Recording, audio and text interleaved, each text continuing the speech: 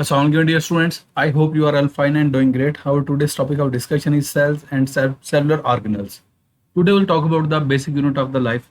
When we talk about the life is the basic set of characteristics which distinguish living organism from non-living organism. ये मैंने कहा है कि क्या उसे कहते हैं, जितने भी लिविंग ऑर्गेनिजम्स हैं ना, उनका जो बेसिक यूनिट है दैट इज सेल। और सेल बुनियादी यूनिट है किसका, लाइफ का। और लाइफ की आगे मैंने डेफिनेशन कर दिया है, it is a set of characteristics which distinguish living from non living. ये एक ऐसी खूबियों का मजमू है जो लिविंग को नॉन लिविंग से अलग कर देते हैं। लेकिन एक बात याद रखिएगा, जितने भी लिविंग ऑर्गेनिजम्स हैं उनके लिए एक पॉइंट इंपॉर्टेंट है, all will be made up of cell. तमाम के तमाम किससे मिलकर बने होंगे, सेल से मिलकर बने होंगे। क्लियर। अब इस चैप्टर में हम सेल को देखेंगे, सेल के स्ट्रक्चर्स को देखेंगे, उनके फंक्शंस को देखेंगे।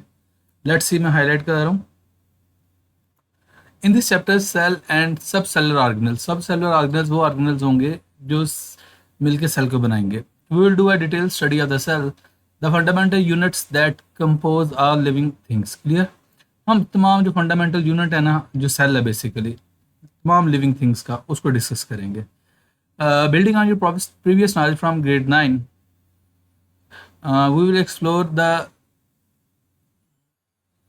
will explore the cell theory and examine the structures of both animal and plant cell। हम पिछले जो आपकी क्लास की स्टडी है ना, उसकी बेस पे हम बात करेंगे। हम कहेंगे कि उसे कहते हैं सेल थ्योरी। देखो एक बात याद रखना, सेल थ्योरी की बेस सेल ही है। तो हम यहाँ पे कंपैरिजन कर देंगे इसको एनिमल सेल और प्लांट सेल।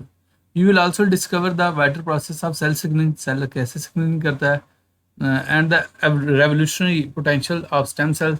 स्टेम सेल्स क्या चीज़ें हैं, कैसे हैं। Additionally we will investigate the mechanism of membrane transport that are crucial for cell function. और हम क्या उसे कहते हैं, सेल के मैकेनिज्म को और फंक्शन को देखेंगे।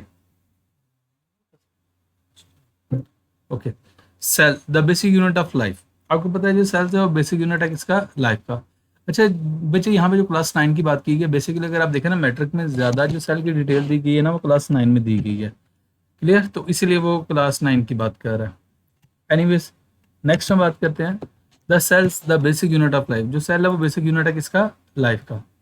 Cell are the basic unit of life making up every living organism. In unicellular organism कहते हैं जितने भी लिविंग ऑर्गेनिज्म, बेशक वो यूनिसेलर है, बेशक वो मल्टीसेलर है, तमाम के तमाम सेल से मिलकर बने हुए हैं। अब कहते हैं, जैसे कि आप एग्जांपल ले लेते हैं यूनिसेलर ऑर्गेनिजम्स की, लाइक अमीबा एंड बैक्टीरिया।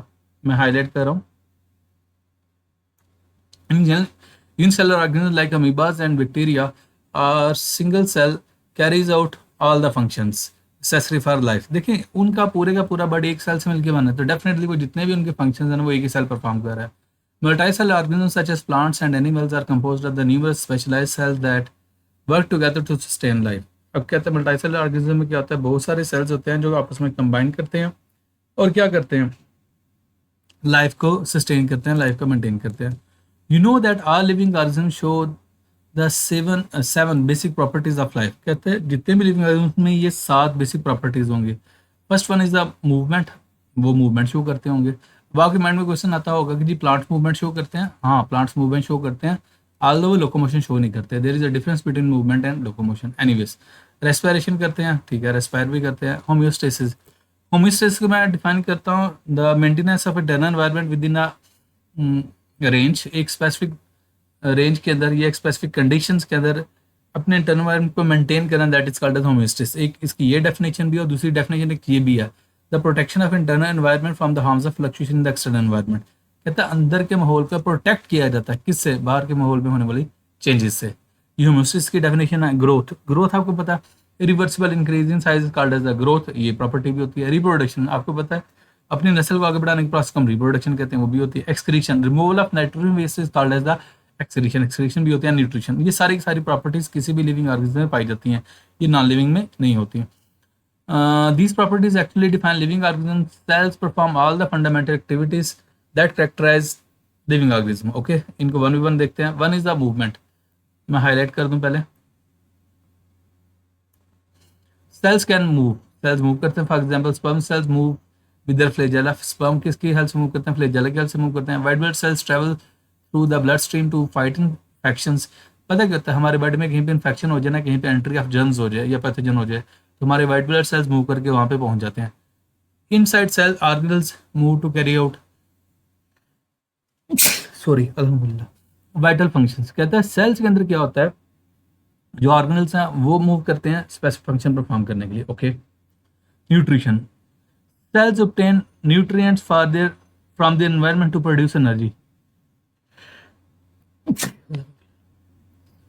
अच्छा, जो सेल्स हैं वो न्यूट्रिशन न्यूट्रिशन लेते हैं अपने एनवायरनमेंट से अपनी एनर्जी प्रोड्यूस करने के लिए। एक बात याद रखें, किसी भी प्रोसेस, किसी भी ऑर्गेनिज्म को सर्वाइव करने के लिए क्या चाहिए होते हैं, न्यूट्रिएंट्स चाहिए होते हैं। और इस प्रोसेस को, न्यूट्रिएंट्स को obtain करने के प्रोसेस को हम न्यूट्रिशन कहते हैं। तो ऑल लिविंग ऑर्गेनिजम्स को न्यूट्रिशन चाहिए। जब लिविंग ऑर्गेनिज्म चाहिए तो लिविंग ऑर्गेनिज्म किससे मिलकर बने हैं, सेल से मिलकर बने हैं। तो अल्टीमेटली सेल्स को भी न्यूट्रिशन चाहिए होगी। सॉरी, बिल्ड सेलुलर स्ट्रक्चर, ये सेलुलर स्ट्रक्चर्स बनाते हैं डायरेक्ट बायोकेमिकल रिएक्शन और बायोकेमिकल रिएक्शंस को चलाते हैं। Next is the respiration. हाँ, रेस्पिरेशन भी होती है। Cells generate energy through respiration, basically cellular respiration. Cellular respiration में क्या होता है, ग्लूकोज को ब्रेक किया जाता है, एटीपी बनाई जाती है। एक ग्लूकोज का मॉलिक्यूल ब्रेक किया जाता है, 36 एटीपी के मॉलिक्यूल प्रोड्यूस होते हैं। ये एमसीक्यू है, क्लियर। और ये जो मैं आपको प्रॉपर्टीज बता रहा हूँ, कैरेक्टरिस्टिक्स, आपसे शॉर्ट क्वेश्चन आ सकता है, describe briefly the characteristics of living organism. तो आपने ये साथ लिख देनी, शॉर्ट क्वेश्चन है। Okay, this process breaks glucose to release ATP, the energy currency that powers cellular activities. Okay, next, excretion। अब आपको पता है excretion क्या है, मैं पहले बता चुका हूँ। अच्छा, एक जनरल टर्म है excretion, removal of waste material. ये जर्नलाइज सी इसकी क्या उसे कहते हैं डेफिनेशन है। एक जो स्पेसिफिक डेफिनेशन है, स्पेसिफिक टर्म है, that is you can say removal of nitrogenous waste is called as the excretion। Clear. तो जब हम बायो की बात करेंगे तो मैं एग्जैक्ट जो डेफिनेशन है वो ये बोलूंगा, removal of nitrogen waste is called as the excretion. Okay, cells remove waste product through diffusion and active transport. अच्छा, यहाँ पे ना डिफ्यूजन और एक्टिव ट्रांसपोर्ट की बात की गई है। बेसिकली दो टर्म्स होती हैं, one is the passive transport, other is the active transport. मैं पहले पैसिव ट्रांसपोर्ट की बात करता हूँ। Movement of molecules from higher concentration to lower concentration without the expenditure of energy. Energy को यूटिलाइज किए बगैर किसी भी सब्सटेंस की हायर कंसंट्रेशन से लोअर कंसंट्रेशन की तरफ मूव करना, that is the passive transport. उसकी एग्जांपल ये डिफ्यूजन वगैरह। दूसरा है एक्टिव ट्रांसपोर्ट। इसको मैं डिफाइन कैसे करूंगा, movement of molecules from lower concentration to higher concentration. ऐसे कह लें या आप ये कह लें, movement of molecules against the concentration gradient by using ATP और energy, that is called active transport. Clear. In short, passive transport में एनर्जी नहीं लगती, एक्टिव ट्रांसपोर्ट में एनर्जी लगती है। पैसिव ट्रांसपोर्ट में मॉलिक्यूल्स हायर से लोअर की तरफ जाते हैं और एक्टिव में क्या आते हैं, लोअर से हायर की तरफ आते हैं। ओके, प्रिवेंटिंग टॉक्सिक बिल्डअप, ताकि सेल्स के अंदर वेस्ट मटेरियल डिपॉजिट ना हो। अगर सेल्स के अंदर वेस्ट मटेरियल डिपॉजिट हो गया तो उसके लिए क्या हो जाएगा, डेंजरस हो जाएगा। Anyways, next, homeostasis. सेल, हमारे बॉडी के अंदर भी होम्योस्टेसिस होता है, सेल के अंदर भी होम्योस्टेसिस होता है।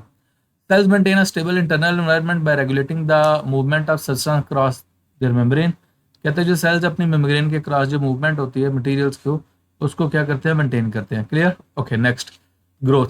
Sales grow by taking in nutrients and converting them into cellular components. Cells क्या करते हैं, ग्रो करते हैं न्यूट्रिएंट्स को लेके और उनको कन्वर्ट कर देते हैं सेलुलर कंपोनेंट्स से। सेल अपने कंपोनेंट्स बना लेता है। Clear. Okay, next is the reproduction. Cells reproduce through mitosis and meiosis. जारी बात है, सेल ने अपना नंबर बढ़ाना है तो क्या करेगा, दो प्रोसेस करेगा, one is the mitosis, other is the myiasis. और याद रखना, ये माइटोसिस और मियासिस दोनों यूकैरियोटिक सेल में होते हैं, प्रोकैरियोटिक सेल में नहीं होते। प्रोकैरियोटिक सेल में बाइनरी फिशन होता है। Clear. Mitosis produces identical daughter cells for growth and repair.